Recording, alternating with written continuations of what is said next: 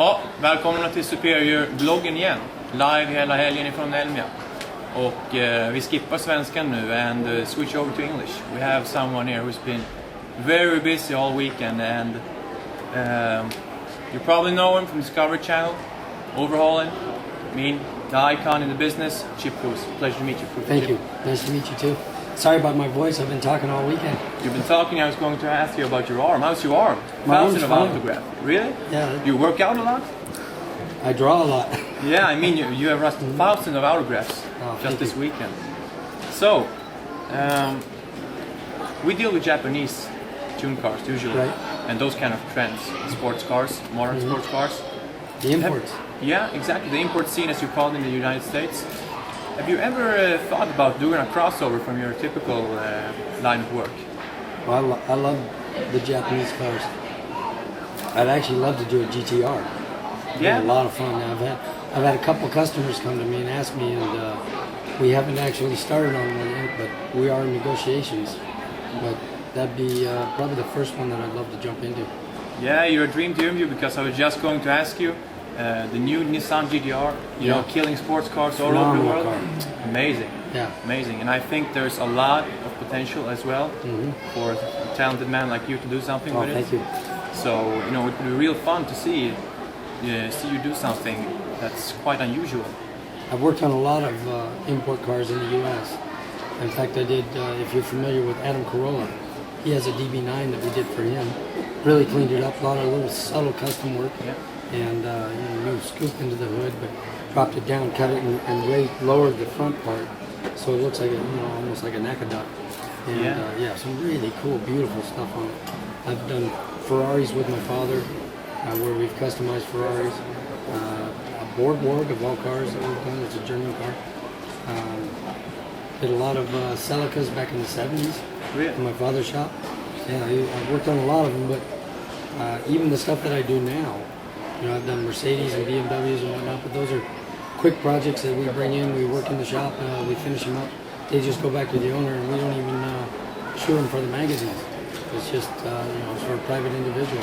Yeah, so I guess that answers what I was going to ask you. If you get a lot of inquiries from, like you said, import type of customers. Yeah, we did that. We did 2 imports on Overhaulins.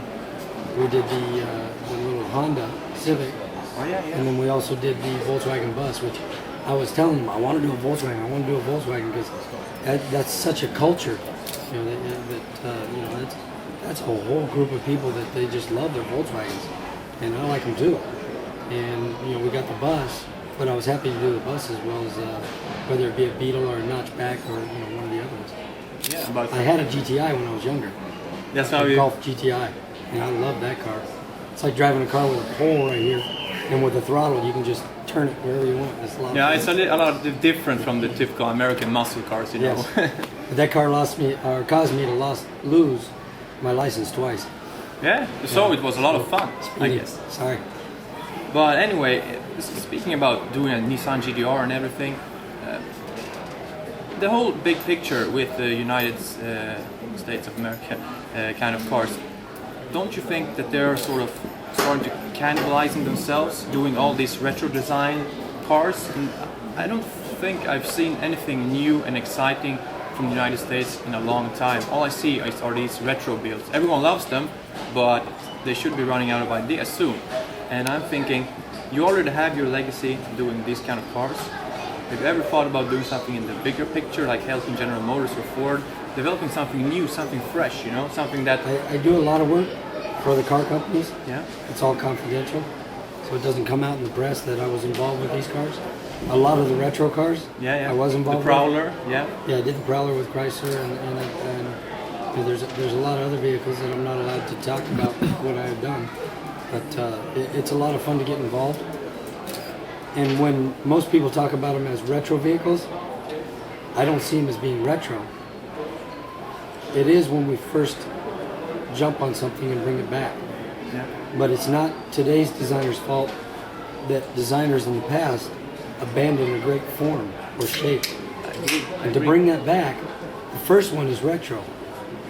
It's what you do with that body form next that takes it forward. Sort of like a renaissance. Right, like you look at Porsche and you can follow the heritage of that design where they didn't completely redesign the body. They've just refined and refined and refined. And it's the same with a Corvette. You know, you can trace the heritage. The lines are all there. Exactly. So to bring back, say, Ford with the Mustang, now they've got the original lines there, and now they're refining and refining, and can't wait to see what they do after the new one that just came out. But you got the same thing with the Camaro and the Challengers.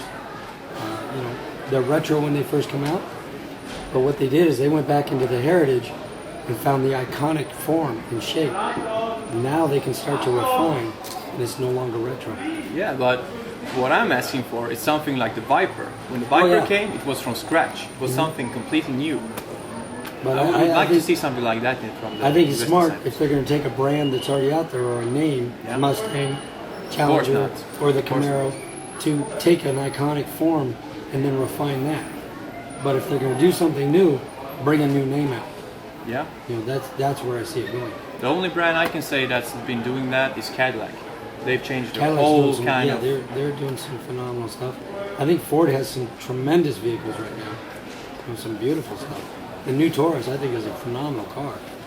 I've actually done one of those, but it hasn't been in the press.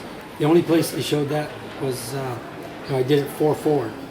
And the only place that they've shown it is on American Idol.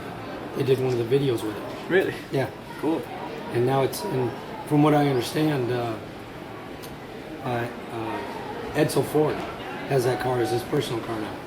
Ooh, that's quite an honor. Yes. So, just to summarize things, how has your weekend been? Do you like being here in Sweden? Do you like that kind of mellow attitude the Swedish car builders have? Do you think that we're a bit maybe too humble? Maybe don't want to, you know, go for and become, not sort of say superstars, but do you think we're a bit shy maybe? We should loosen up a bit more. No, because I'm the same way. You know, even on my show, I don't want it to be about me. No. It's about the person that we're doing the car for and the car. A lot of times I'm hiding from the camera. No, don't shoot me. Go shoot the other guy that's helping. But I would like to say that your talent, your creative talent, really shows in the projects themselves. And they speak a whole huge language. And what I'm trying to say is that I think Swedish car builders have, well, talent on the same level, and maybe that they have, well, they don't. They should use their freedom more. I mean, to express themselves. Are they too conservative, or what you've seen at this expo been original to you? Have you seen anything original here? Oh, there's some phenomenal stuff here. And, You mentioned some names which you like. well, Leif Tufvessons does the concept Volvo. Leif Tufvessons. I think that's one of the coolest projects here at the show. It's my personal pick for, you know, the Chip Foose pick of the show is his Woody Volvo. You know, he's doing some phenomenal work that tops a lot of the builders even in the U.S. Yes. And I will say that Andy Wallen and Carl Johannesson, two guys that both work at my shop, both Swedes. Probably two of the most talented craftsmen in the world. You know, it may be my name, but the brand Foose Design represents some very talented men, team, and it's a whole group.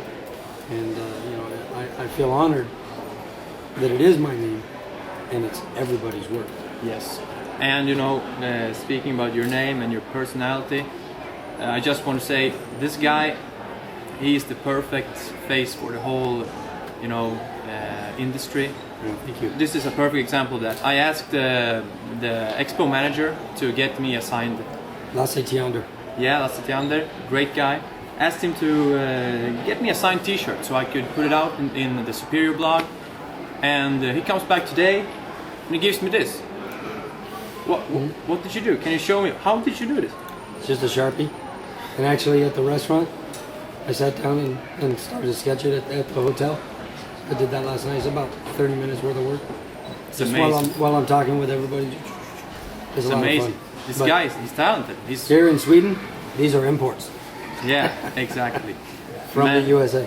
Great to meet you. We're going to sweepstake this T-shirt. So visit the Superior blog, www.superiorimports.se, and you'll find out how you can win this T-shirt. We're going to announce in all the car forums how you can win it. And Chip, Man, great honor. Thank you, Great my honor. pleasure. You have a great legacy. Great Thank you, legacy. thank you. And if you win this, you can wash it, and this will all go away, so you'll have a nice, clean new shirt. Yeah, yeah. That's good advice. Thanks a All right. lot. Thank you. Take care. Thank you.